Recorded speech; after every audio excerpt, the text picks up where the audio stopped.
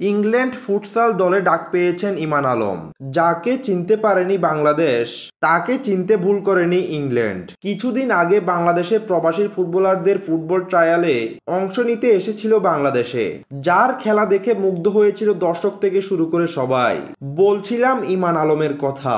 Bangladesh football federation ইমান আলমের মতো এক উজ্জ্বল প্রতিভাকে ধরে রাখতে পারল না। তাকে একবার হলেও সুযোগ দেওয়ার দরকার ছিল। তার স্কিল ড্রিবলিং দেখে অনেকেই তাকে বলে বাংলার নেইমার। চলুন দেখে আসি দর্শকদের করা কিছু মন্তব্য।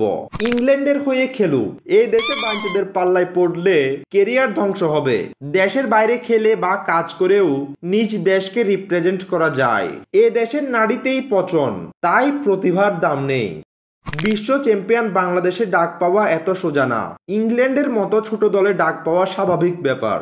এদের ফিটনেস নেই, এদের বাংলাদেশে চান্স পাওয়া উচিত না। বাংলাদেশের মতো এত ফুটবলে উন্নত দেশে এদের চান্স হবে না। ভাই, বাংলাদেশ 5 বারের বিশ্ব চ্যাম্পিয়ন, তাই এত ছোটখাটো প্লেয়ার নিবে না। ইংল্যান্ডের মতো ছোটখাটো দলে ডাক পাওয়া বড় কোনো বিষয় না। এরকম আরো অনেক মন্তব্য রয়েছে, তবে আপনার মন্তব্য অবশ্যই আপনি কমেন্ট করে যাবেন। আর ভিডিও ভালো লাগলে অবশ্যই লাইক কমেন্ট শেয়ার করবেন। চ্যানেলে নতুন হয়ে থাকলে অবশ্যই চ্যানেলটি সাবস্ক্রাইব করে দিবেন।